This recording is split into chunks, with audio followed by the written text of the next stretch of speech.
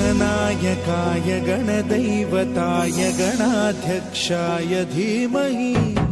गुणशरीराय गुणमण्डिताय गुणेशानाय धीमहि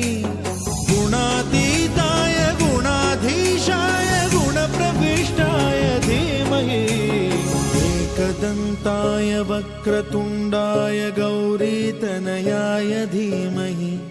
गजेशानाय भालचन्द्राय श्रीगणेशाय धीमहि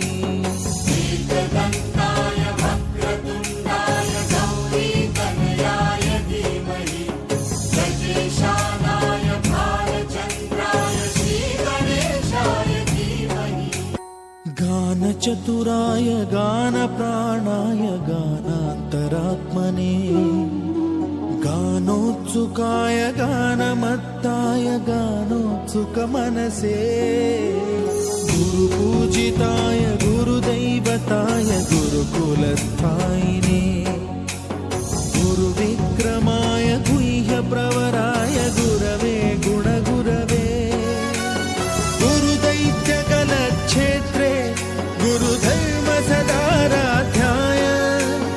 गुरुपुत्रपरित्रात्रे